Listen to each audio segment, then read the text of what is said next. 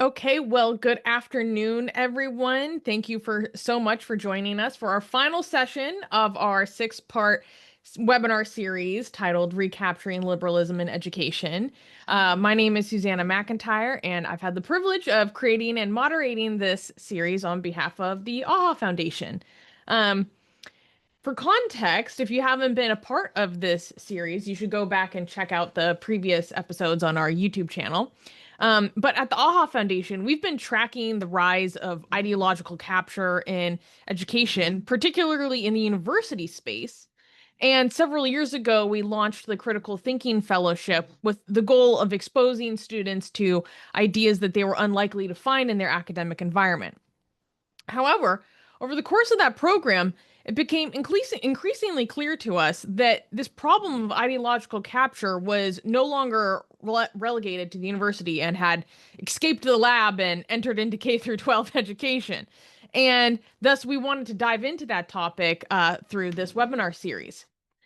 At AHA, we believe that education should be a space for critical thinking, not ideological conformity, and that reclaiming that space requires a bold, bipartisan conversation. So, over the past 5 sessions, we've heard from educators and scholars and policy experts and parents, and we've traced the ideological capture from teacher training colleges and exposed anti-Semitism in unions and highlighted how parents are pushing back. But today, in our final installment, we plan to shift from more of a diagnosis to direction. And this section is all about building coalitions, building movements, and really building a shared vision for education. And so we're asking the question, how do we come together across political lines to defend schools from further politicization? And how do we build around common values grounded in what we would call classical liberalism? And we have an incredible panel with us today to help us answer those questions. We have David Bernstein with us, who is the founder and president of NAVI, the North American Values Institute.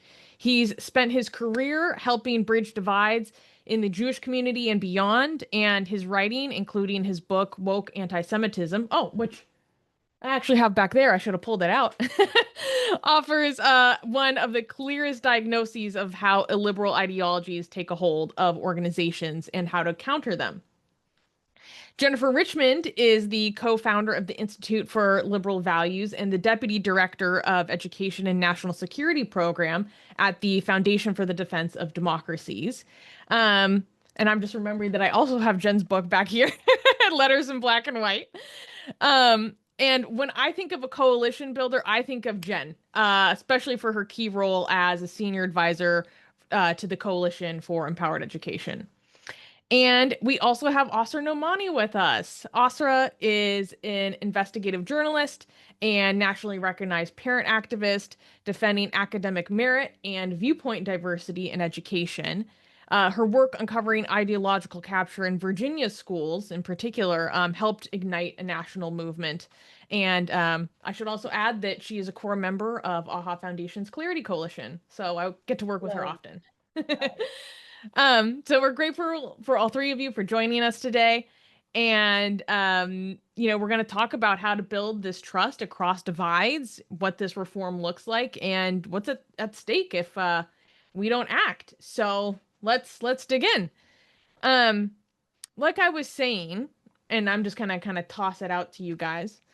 Movement building is a really reoccurring theme in this series, but what does effective movement building look like in education today? This field or this space evolves very rapidly, and who's doing it very well?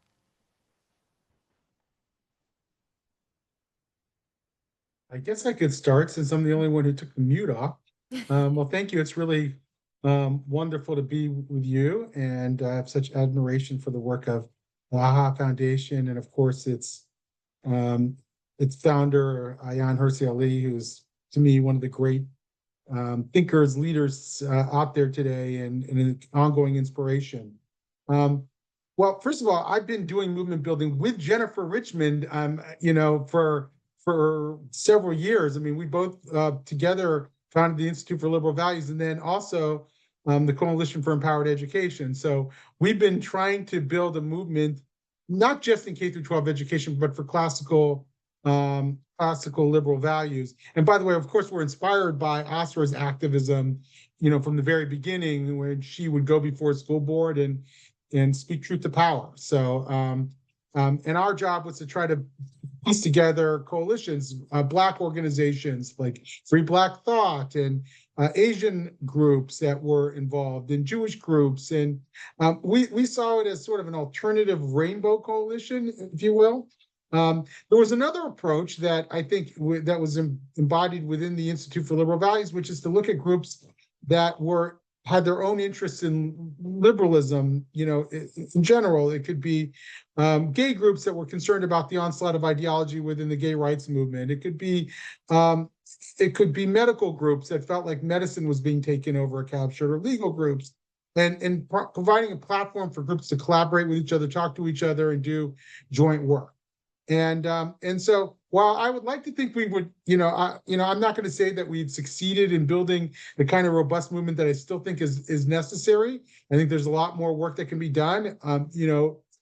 We could use more funders, particularly in movement building. I think that's always been lacking. I mean, we held a conference together that I know Asra was at as well in New York very early on. I think probably 2022, maybe June 2022 in New York, with some of the top thinkers and leaders within this movement. But again, to sustain that required more philanthropy than we had. But we have done a lot of good work, and I think there needs to be more work at the local level in particular, particularly in K through 12 education. K through 12 education is largely, but not exclusively, a local challenge. Obviously states factor in, federal government to a lesser degree, but locally. So who are the groups that we can work with? When I approach this with a Jewish lens on, I'm thinking, okay, the Indian American community or the Hindu community, and there are Muslim leaders in some of these places that don't want their kids to be, ideologically indoctrinated. And then there are Black groups that don't want their kids to be taught that the system is rigged against them. And there are Chinese American groups that don't want the AP course or the magnet program to be shut down. And so we may not all start from the same place here. This is the trick. We don't, like many of the Jews who get involved, are worried about how this ideological scourge that we face is creating anti-Semitism and fueling that anti-Semitism. But that's not the way the average, let's say, Asian American family is approaching this. They're seeing that there's something wrong, that merit is no longer valued, that their kids are not being selected to the magnet school. Again, that's a basis of coalition building. It's we don't need people to agree with us. We need people to align with us. And so that's been our approach. And I think there's a lot more that needs to be done. Yes, we're past quote unquote peak woke, if you will, at the society at large. But within K through 12 institutions and other institutions, they're only doubling down. It's gotten worse in some cases, and there's a lot of movement building left to do, and we're just getting started. Yeah, I'll go ahead and jump in at this point because, David, you've taken me back in my own, memory bank, and just really thinking about the years. It's been since 2020 that I literally sat in this spot and spoke to my school board for the first time ever. It was June 2020, and I had just been an ordinary PTA mom that, tried to not, can you imagine, make any waves? Can you imagine that would be my my past as a parent? But in that summer of 2020, many of us became accidental activists, and I became an accidental investigative reporter on the K through 12 education beat. And that's the talent that I brought to the table. And that's what I learned over these past 5 years, is that every parent has a talent. Every community member has a talent. And it may be translating documents. It may be communicating between agencies in your local government. It may be setting up that Facebook page. But every parent has some innate talent because they are a leader in their own home. And as an immigrant to the US, I never really thought of myself as a leader. I never thought of myself as a community organizer. I was always the rabble rouser, the investigator, the provocateur, right? And many people would say I was still that during our organizing work. But I then crossed paths with David and Jennifer and parents like Yu Yan and Glenn and Suparna and, parents across the country who were working regular jobs by day and doing what we do through the evenings, parenting. And now all of a sudden, movement building became part of our resume as parents. And I want to just urge everybody that's watching to recognize that corruption is in front of us always in governance. And it is the most obscene when it comes to the education of children. When you see corruption and lack of transparency in K through 12 education, you understand that the stakes are so high because these folks have been in charge with the education of children and the future of children. And so when they're misappropriating money, when they are obsessing over ideological indoctrination, that's all resources that are not going to the education of children. And, there are laws in this state and in this country that in each state and in our country that protect a child's right to free, appropriate public education. For people who don't know it, I've learned the acronym FAPE because free, appropriate public education is something that every child is supposed to get. And that means a child with disabilities, that means a child without economic opportunities in their home, perhaps to advanced, tutoring or anything like that. They are all, everybody's supposed to be met where they are at. And when school systems have been distracted by their politics, they are failing our kids. And so what I have discovered over these 5 years is that you have to win in the court of public opinion. So that means that you must engage with your local journalists. You must empower parents to speak, to put their names to their testimonials, and when they won't, to back up those that do. And then what we have learned is that every parent is a potential plaintiff in a lawsuit. And the winning in the court of public opinion is critical to winning in the court of law. And the best example we have is a case in Montgomery County, Maryland, in which parents from this kind of diverse coalition that David talked about came together to try to get the right to opt their children out of sexually inappropriate education. That case over just 2 years went to the Supreme Court and won. And that happened because ordinary parents said that, hey, we want to be able to parent our child. In neighboring Fairfax County, Virginia, the merit-based parents who wanted their children to be able to compete in America's, educational front and job front on a level playing field, they stood up, and we created an organization called Coalition for TJ that won a federal decision to win merit in education. And they were ordinary parents who just dared to step forward, sometimes with just the initials, right? Sometimes with a pseudonym, sometimes with their real names, but in each case they stepped forward. And that's the kind of courage that I've been able to witness these 5 years that really inspires me. So lovely. This is a question I want to ask Jen in particular, but others are welcome to jump in. So, as David and Osra has kind of previewed, you work in extremely ideologically or culturally diverse coalitions. And so, what does it take to build this real trust across divides, and what lessons have you learned? Yeah, good. That's where I was going to jump in because I really love what David and Asra are talking about. And I think that there is almost an instant community around parents. I mean, there's an interest, an instant interest. But I wanted to tell you first, like a little bit of some of the challenges around coalition building.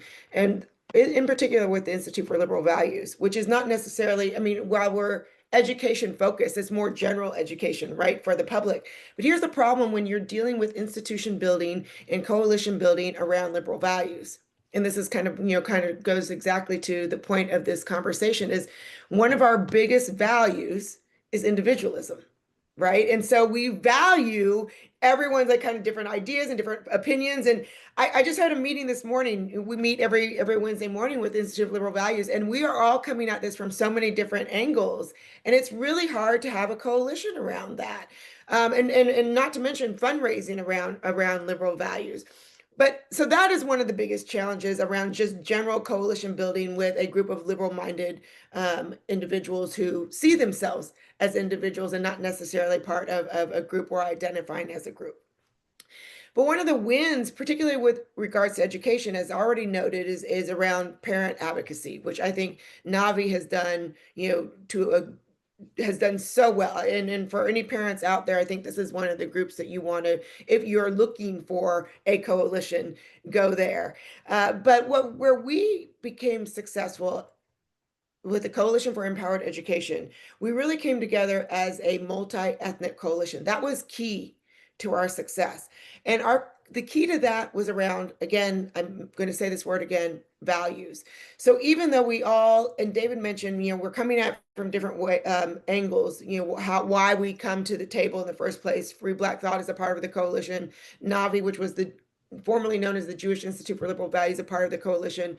But one of the things that we found was, and this was really key, and it was key that it was a multi-ethnic coalition for what we were doing at the time, which was looking at ideologies in schools.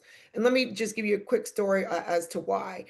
The coalition started around another coalition, the Coalition of Liberated Ethnic Studies.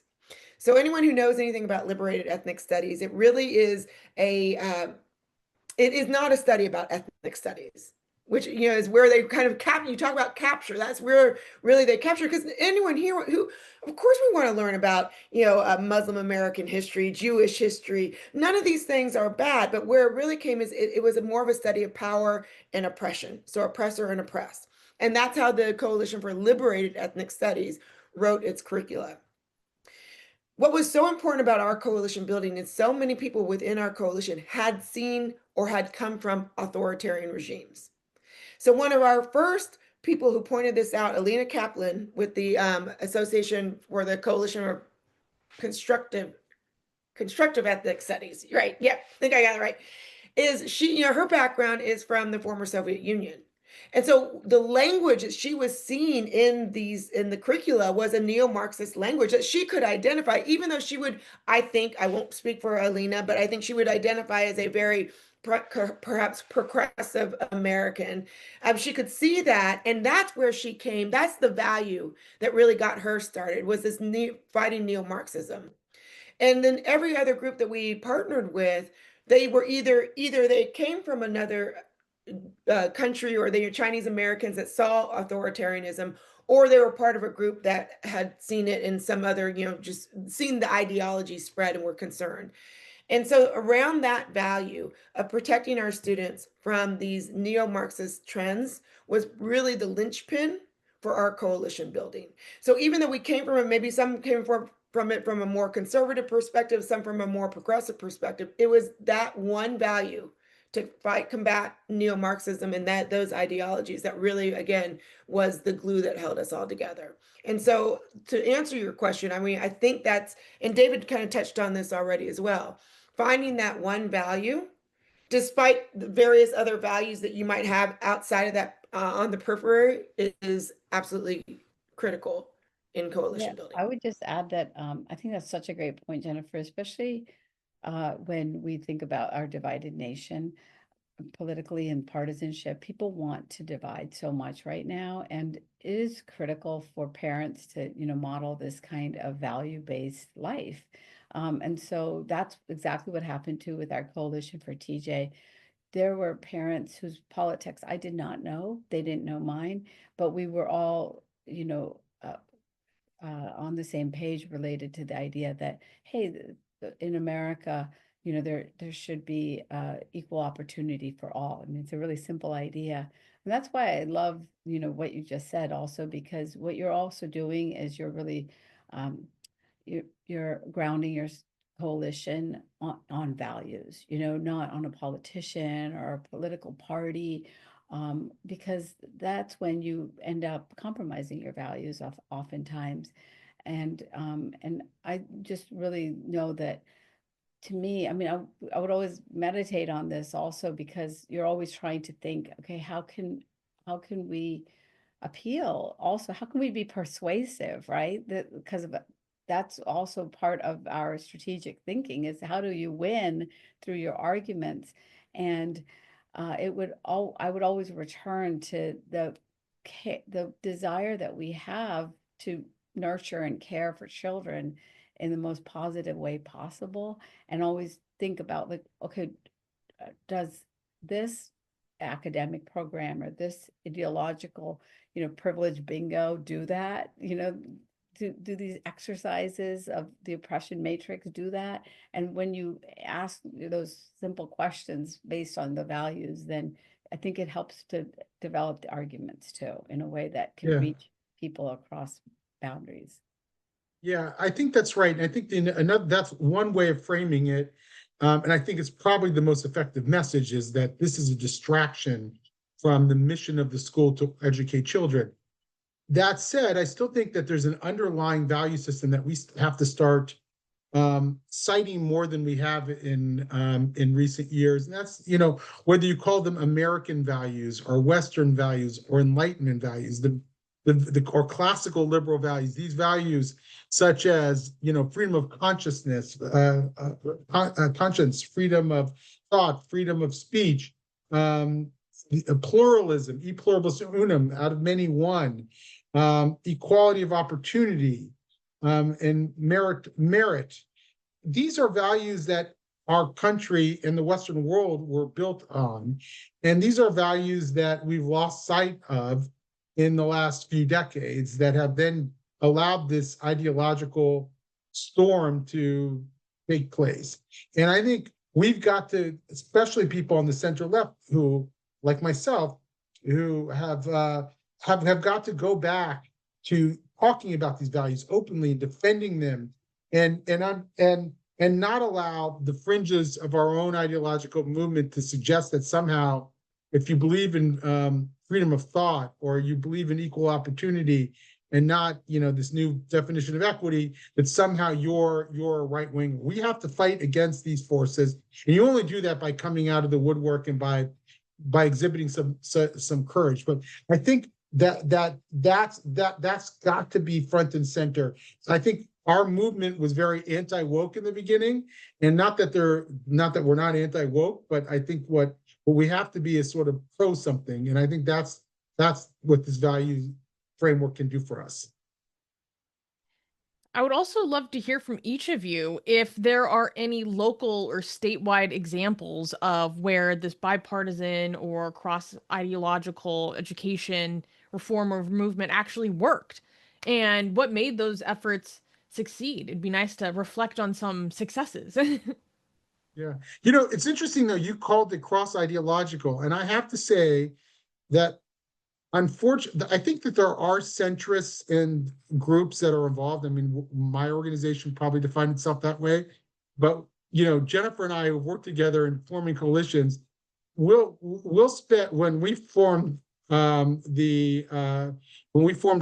coalition, we spent the very for empowered education, we spent the very beginning phase just trying to get sort of center left-wing groups involved, so that it wouldn't be defined as a right-wing effort. And while there are a lot of people interested, they tend not to sign on the dotted line because they don't want to be perceived as right-wing, and this agenda feels too polarizing for them or whatever. And as a result, they sit it out. And so what ends up happening too often, unfortunately, is that we end up with a coalition that is more ideologically right-wing than we set out to do. And that is just a dilemma. And I think the project here is to get groups to live up to their values, to get center-left groups. In other words, aren't these values you believe in? Then you've got to put your money where your mouth is. Unfortunately, I think too many have failed to do that. I know you asked about success, and I'm talking about failure. But I think our successes are not necessarily in cross-ideological, maybe multi-ethnic coalitions. Wielding them, bringing them to the table has been effective. I think certain forms of advocacy that have been effective. we've been able to get exposed really bad curriculum and have that curriculum taken offline. There's groups like the Choices program, which is funded by Qatar. It was a partnership with Brown University. And we found out it was still being taught in schools around the country. And recently we launched a campaign to try to get it out of schools. It's very anti-American and anti-Israel curriculum. And so far, I think we've gotten it out of 5 states that were actively endorsing the curriculum have now dropped it. So again, that's success. Was it a multilateral effort? Maybe not so much, although I'm always open to it and always looking for partners. And I think, and there are more efforts that I can't necessarily talk about now because they're still being formed, but there are coalition efforts where groups like-minded, but maybe with different approaches, come together and will run joint campaigns with each other. That, like, it would be like Choices program, the Qatar-backed Choices program. Let's get together and let's really shine a light on that. Let's bring in elected officials and the like. I think those kind of efforts are being built, and we need a lot more of them. And I'm hoping that we'll see some progress there soon. Yeah, I One think example, that for successes, there's still a lot to do, but I would point to in California, for example, going back to liberated ethnic studies. I mean, people are having had to look at that again and again and again and again. We're talking now in Texas. Another big success of CEE was Texas just passed a bill to teach the history of communism in K-12 education. So that was, and that got, I believe, bipartisan support. I didn't see the roll call on it, but that was a big win for us. But to go back to something that David touched on, another challenge though, is a lot of these things that David is talking about the values. Like, what are those values? So let's just pull out merit as one of them. That is something that, for reasons that we can talk about if you'd like, but that has been penned more of a right-wing value. And so that's one of the problems with coalition building is, like to David's point, we were trying so hard to get more center left on so that we had this balanced coalition. But when you use words like merit, and those are things that I think, to David's point, that we really need people from the center left to stand up and go, no, that actually is a value that I care about, because for reasons of, very extreme voices pointing, demonizing that, it has become more of a dog whistle than a value. And that's what really makes me sad. And to that point, going to the teaching of communism, it has become to the most people who come on our side to fight and to propose these bills tend to be more right-leaning. It shouldn't be like that. I mean, if we adopt communism, it's going to hurt you no matter what, where you are in society. And that has been one of my biggest challenges, is trying to, when I am able to have those conversations with people who see or take the time to hear about communism and to hear about the dangers of communism, we've seen great success. One of the successes of CEE has been in places like Florida, where we've actually done the teacher training with teachers who typically, again, I hate to like pin people as right, left, or whatever, but teachers who have typically leaned more on the progressive side, when they actually know the history, when they actually come into that teacher training and see hear from the witnesses. We usually use a witness, Chenny Lau, who survived the Cambodian killing fields. You can't argue with that lived story, right? And so it's when you actually are able to get into the classroom or to have these kind of longer whether it's teacher training or longer conversations, then it becomes a little bit easier on the coalition building. But that has been a really big challenge. When we talk about neo-Marxism, the truth of the matter is, in America, there are a lot of people who consider themselves Marxist. And so it's hard to build a coalition when that is more and more becoming a attractive position. Astra, it looked like you had something to add earlier. Oh, yeah, I was just going to say that, as a journalist, I saw this branding problem emerge very quickly because of a failure of our mainstream media outlets to understand the parent movement. And I see that happening again and again. And so it's exactly what David and Jennifer are talking about in terms of the challenges in the coalition building is because of perception. You know, early on in the summer of 2020, when we were arguing for merit, the coalition that we built in Northern Virginia were mostly Democratic parents. But what they quickly saw was that the 12-0 Democratic school board was ignoring them. And so they had their own education about America's political system over that next year. And it ended up making many of them vote Republican for the first time in their lives, because the media and the Democratic Party at that time was refusing to just validate them and see them and even treat them with dignity when they raised these various issues. So where we're at now, fast forward 5 years later, is exactly this challenge that Jennifer and David have talked about on the parent movement being branded very much conservative.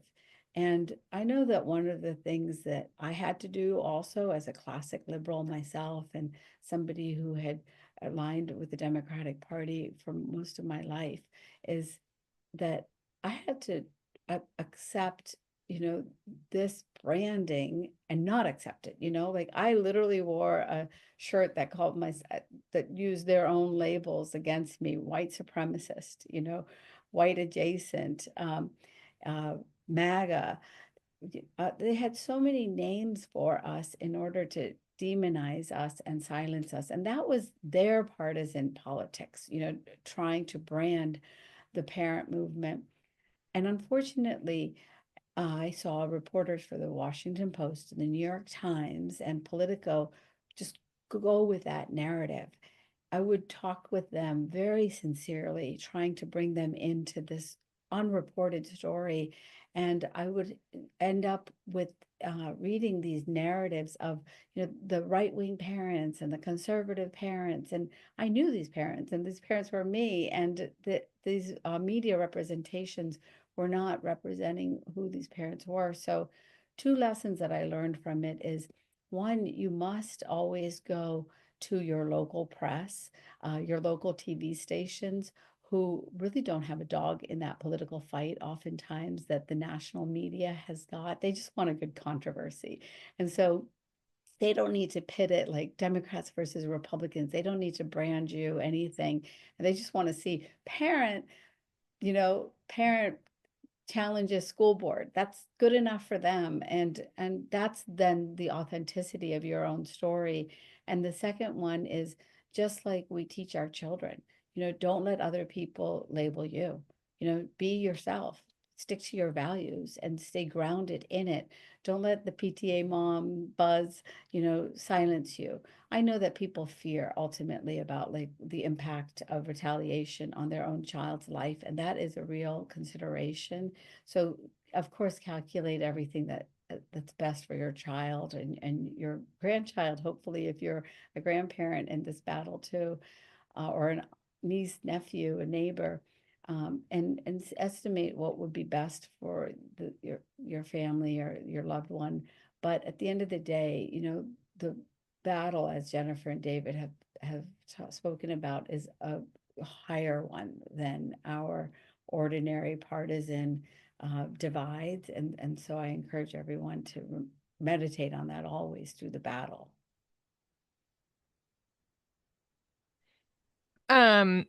One thing that I also wanted to think about, something that I think about a lot, which is, so many Americans, maybe they're not even parents. They might be parent adjacent, as I once heard an activist say, feel like they've lost their public schools. And is there a pathway to reclaiming the schools without escalating the culture wars? Or is that kind of just part and parcel of the battle and pathway ahead? David, what do you think about that? Yeah, I always sometimes laugh when people say, well, you're engaging in the culture wars. Well, you are too, by accusing me of engaging in the culture wars. You know, I think it's hard to transcend the culture wars. Look, we have beliefs about the way that the country should work, and some of those beliefs fall in what are defined as culture wars. And I don't see how you somehow get out of that bind. That doesn't mean that we have to emphasize the most polarizing rhetoric of the culture wars. Sometimes changing the subject to, I know you think that diversity initiative is important, but it really is sidetracking us away from the most important aspect of our education here. And our kids are not learning. We see that in test scores. That might be a more effective way than any argument that I could make on classical liberal grounds, for example. But I think, look, there are teachers unions and radical activists and others who want to turn the schools into a kind of politicized indoctrination center, and they see it as their mandate to do so. And we see that as highly problematic. Is that fighting the culture wars? I guess so. But that's a fight that's been forced upon us. I mean, we didn't change the mission of schools. They did. And now we've got to sort of reclaim some sense of normalcy. So I don't know how you get around it. I do think, though, asking ourselves what is the best way to talk about it, really is important at every stage. It would be nice to have more public opinion research and focus groups and the like to see what kind of language works well. We try to introduce ourselves to parents in particular. Like, we operate in a lot of blue city areas or blue suburb areas where, probably not very many people voted for, Donald J. Trump in the election. And anything that smacks of that ideological tone is probably going to be a turnoff. So we have to sort of meet them where they are and say, I understand that you think that that you're not a culture warrior, but there is this effort to teach your kids X, Y, or Z. And if you think that's problematic and you want your kids to be good critical thinkers and you don't want our schools to be taken over by ideologues, then we're going to have to push back against this.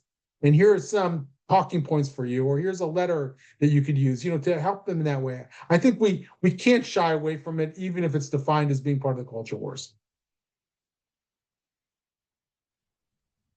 I would just say that, I think that what you hit upon is a really critical concept to try to frame this battle, and that is of parental rights, because at the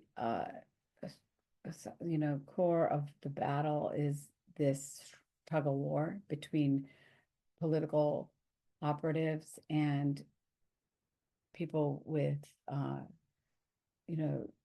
ideological agendas trying to capture schools.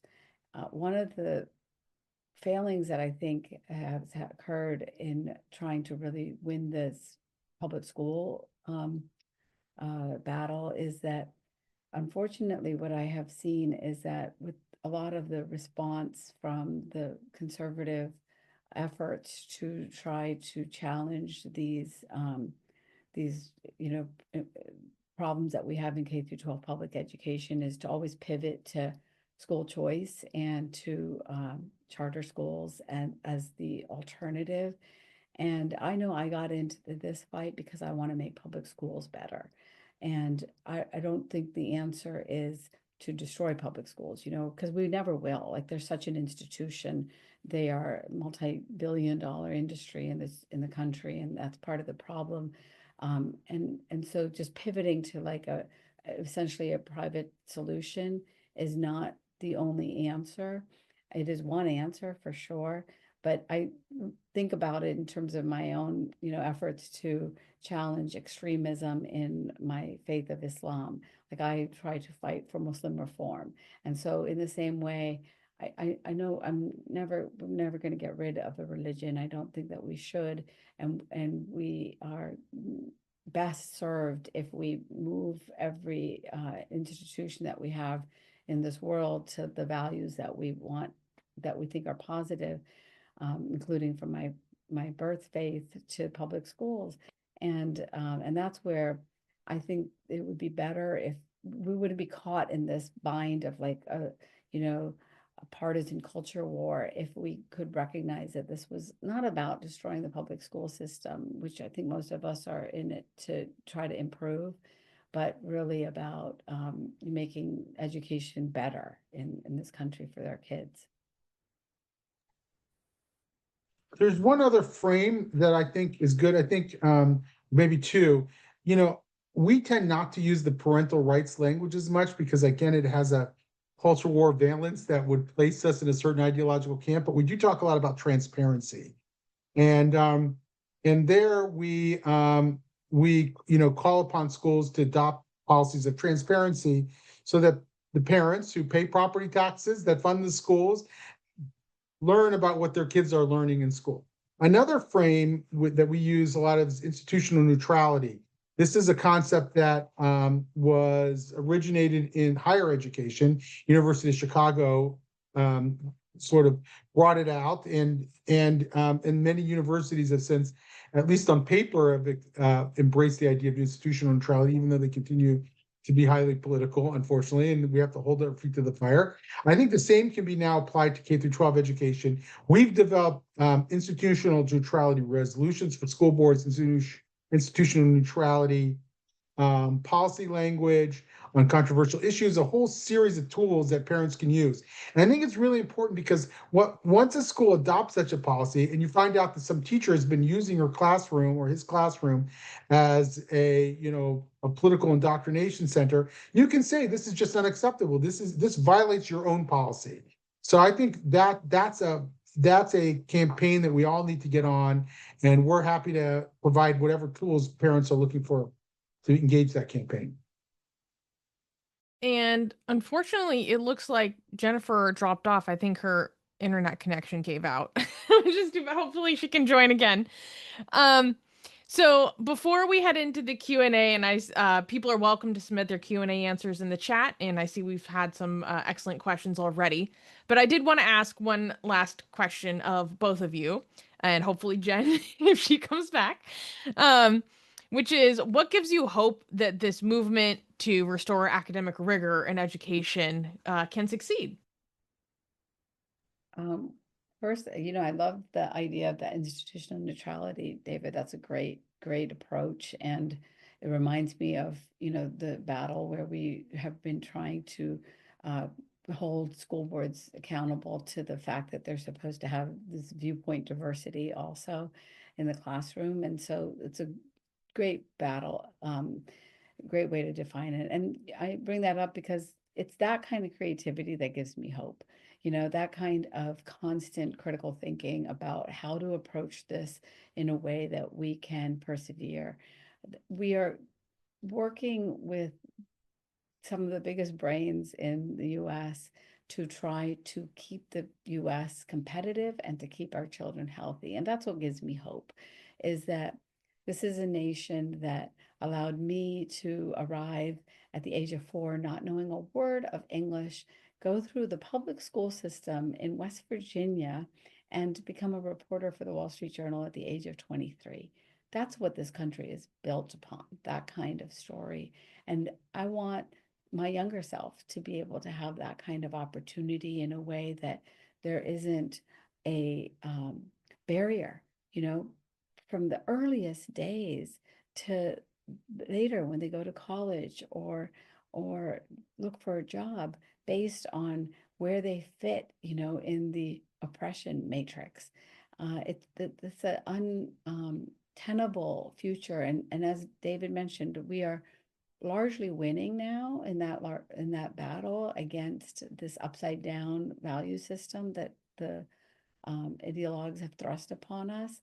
But I have hope because I believe that this nation is built with good people, with great spirits, and that those spirits are prevailing in local communities. They are holding school boards accountable. They are filing public records requests, going to the school board meetings. People are overcoming their own fears in order to fight for children. And that's what really gives me so much hope, because on a personal level, that is the only way to drive change, to drive movement building and to drive a transformation that will make it so that in 20 years, those children that are educated in our K through 12 schools are equipped to be the best of themselves. I see such great minds and been honored to share this webinar with some of them here. David, what gives you hope that this movement you put your heart and soul into can succeed? For one, and I think Asra is saying the same thing, is that the ideological winds are blowing in our direction now. I mean, if you go back to 2021, 2022, it felt sometimes so hopeless, that this was here to stay. I used to do this thought experiment with people who were stuck on the current reality and just thought there's no way it's ever going to get better. It's just going to get worse. Can you imagine 15 years from now or 10 years from now that radical DEI programs, for example, might not be around? They'd say yes. Okay. So now let's work backwards. And I think it's happened relatively quickly. I mean, there's no question that DEI in universities is up against the ropes, and many institutions is up against the ropes. There are still going to be places where it enjoys a high degree of support. But a lot of the people who took it for granted that they had the political high ground here no longer are feeling so good about themselves, and they know that they've lost a lot of ground. And I think we have to just keep on fighting the good fight.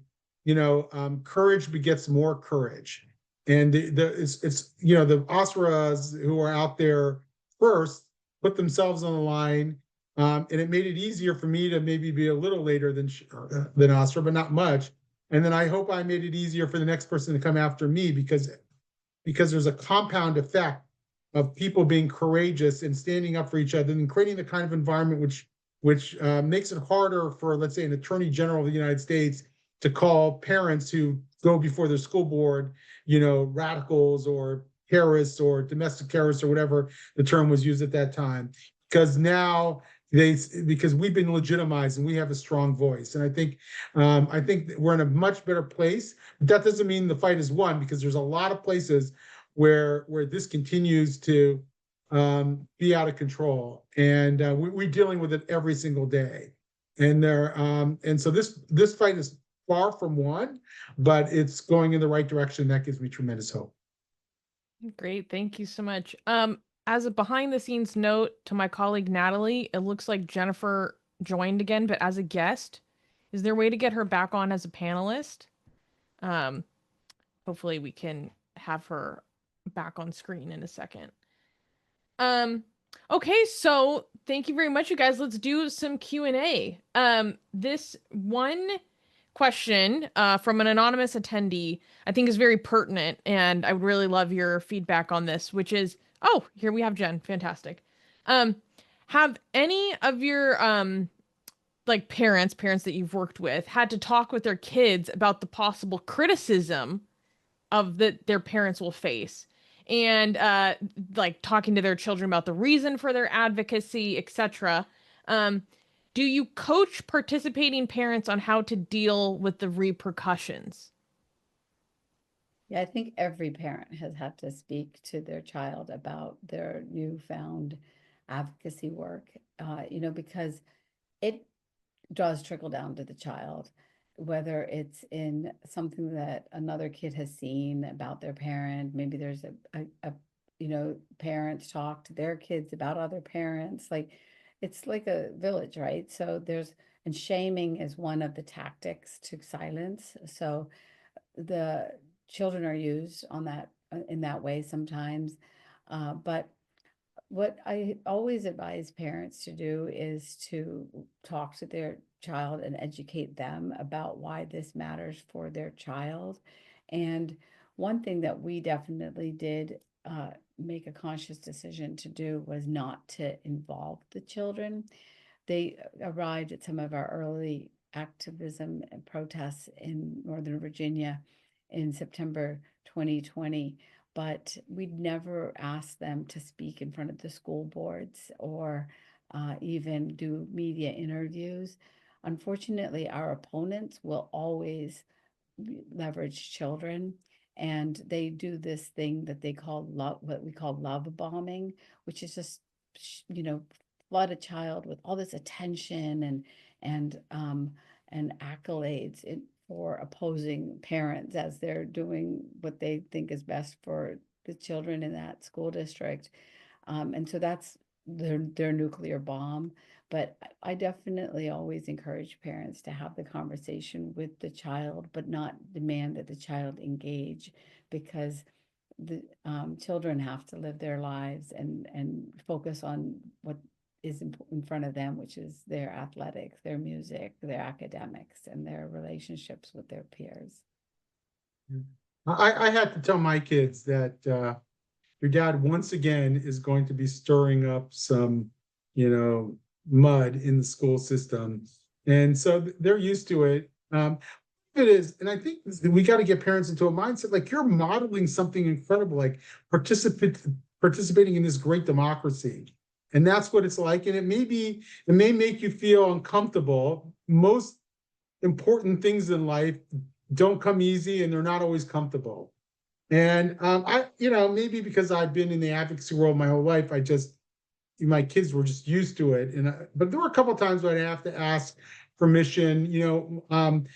A few years ago, when my younger son was in school, he was asked point blank by a teacher, "What do you think the Black American experience is in the United States?" And he said, I said, "Well, what'd you say?" And he said, "I didn't answer." I go, "Why?" He goes, "Because they wouldn't have liked my answer." And I said, "Well, what would you have said?" I said, "I think Black people are are different from each other, just like white people are different from each other."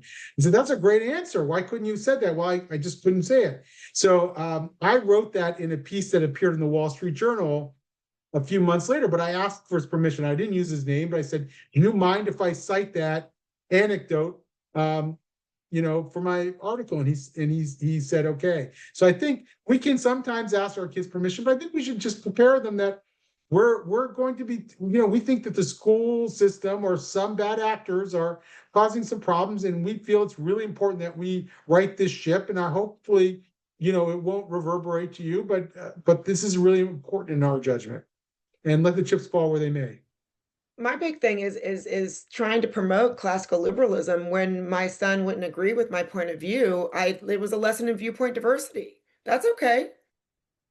Tell me more.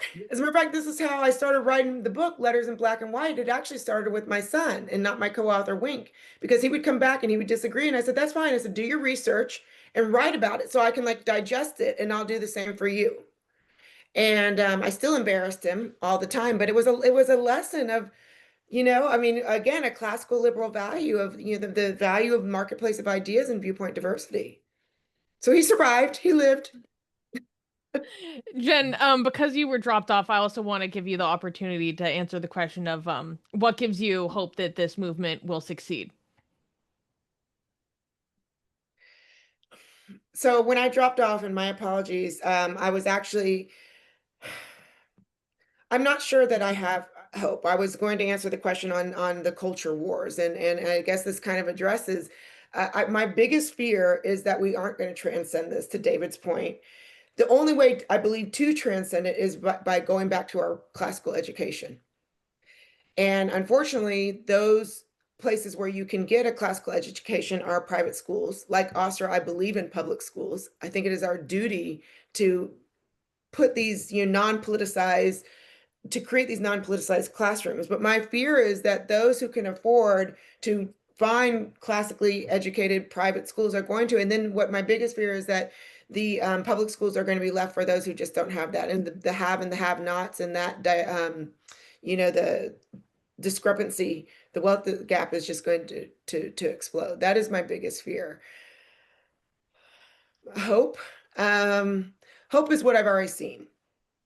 Hope is this. Hope are the people who signed up to listen to this and know that, when David, Oster, and I started doing this back, like she mentioned, 2020s and stuff, there weren't the opportunities to be a part of like Navi or to have these conversations that there are now. So that's where the hope is. Mm-hmm. Yeah. I don't know. Plus, you have a younger generation of people who will be parents soon as well. Um, yeah. I'm a little bit biased, obviously, towards my own generation. Um, so there was another question, and this is kind of gonna lead us into a good segue. There's someone asking, how do we get involved? And to Shauna in the live chat, I would say, well, first, you could always go watch the rest of the webinar series that we did on the AHA Foundation YouTube channel, because if I do say so myself, I think I did a decent job pulling together a who's who. So that would be an introduction to many organizations. But that is also a good opportunity for you guys to plug your work. If people like Shauna want to learn more about how to get involved and where to find you, please let the people know. How about you first, David?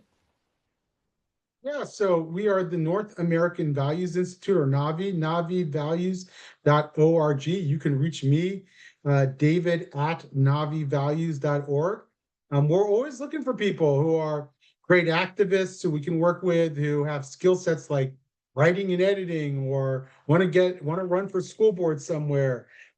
These are I mean, we have a volunteer today who's literally a full-time professional, but an unpaid professional, because she felt so passionate and wasn't looking to earn a salary. And she's a great writer and editor, and she does backgrounders and all kinds of things for us. So that started with just being a plain volunteer. I can't promise everybody that we're going to be able to place you like that. But we are definitely on the hunt for people who have skills and interests and passion for this. Reach out and say hello, and we'll have a conversation right away. Yeah, I mean, I would encourage everyone to follow up on what David is talking about and join his efforts, because, they are proven in building these coalitions, in trying to bring people together based on values. And so go for that. Read the City Journal, which is one of the outlets out there that you can trust on bringing transparency to public schools. Read the work of this kind of entire universe of activist writers that have emerged. Please go on Twitter and sort of sort through all of the testimonials that people present there, and join those kind of organizations. But join David's organization, definitely, and Jennifer's, because they are on the front line in this battle. And if someone is interested in learning more about your work, Oscar, where can they find you?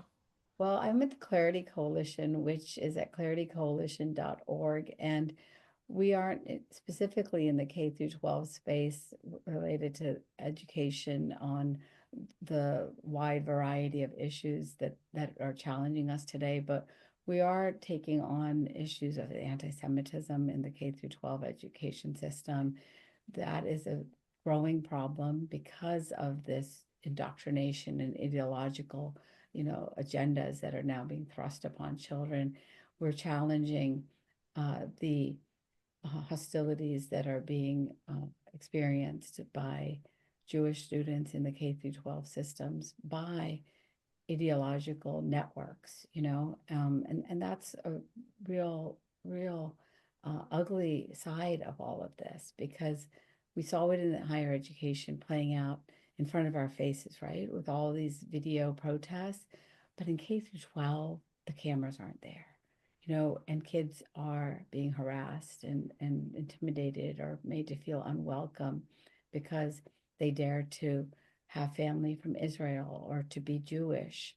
I wrote a story about how a school in McLean, Virginia, called Langley High School, had their activists against Israel literally replace the stars on the United States flag with swastikas as a symbol of hostility against the Jewish students that they were opposing in this protest about Israel. So Clarity Coalition is where I'm working, and I invite everyone to look up our work also. And Jennifer, where can people find your work? You're involved in so many things nowadays. I feel like your title is constantly shifting, so please plug everything. I think most important for this I mentioned earlier the teacher training as one of the big successes that we've had to really teach about these ideologies and to get the teachers on board and to create that tipping point, if you will, with the teachers, which then creates, I think, that tipping point within the community when our kids are being, there's that greater understanding in the K through 12 of these various ideologies. And so I would encourage people to look at, it's empowered-ed.org. That's the coalition's website. And we do teacher training specifically on these competing political ideologies and foundational American values as seen in the Constitution. So that, I think, would go a long way in making a difference in kids' schools if that becomes more the norm for teacher training than some of the teacher training that we see that is very ideologically slanted. And I will mention one other effort that I do.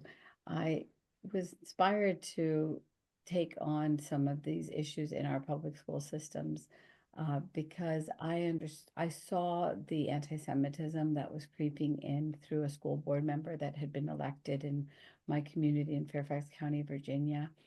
And the reason I stood up was because of the murder of a friend of mine, Daniel Pearl, in Pakistan in 2002. Danny was killed because of anti-Semitism and anti-Israel hate. And I was not going to allow a school board member to bring that kind of hate into our school system. So that's how I got involved. And I started an organization many years ago called the Pearl Project. And my goal with that was to take on and investigate issues of Islamic extremism. Well, now I'm also investigating these issues of radicalization in our school systems and ideological indoctrination and extremism. And so I invite you to send any tips that you've got to me through the Pearl Project about what's going on in our K through 12 system, because it's through journalism that I'm trying to expose a lot of what's happening where the children are our only witnesses and our parents are trying to be witness. So you can find me at my website, asranomani.com, or any Twitter, any social media account with my handle, asranomani. Lovely. Well, thank you so much, everyone. Thank you, David, Oscar, and Jen, for your time and your insight and for spending your time to join us and our audience, really elucidate and highlight all this work you've been doing for so long. Thank you. Oh, thank you. Thank you. So this session is the final part of our 6-part series, Recapturing Liberalism in Education. These events are made possible by AHA's small but dedicated team and supporters like those watching. So if you value these discussions and want to help us continue hosting them, please consider supporting our work at the ahafoundation.org/donate. And my colleague will drop a link in the chat. And thank you, as always, for being part of this conversation. And thank you once again to our panelists. Thank you. Thank you.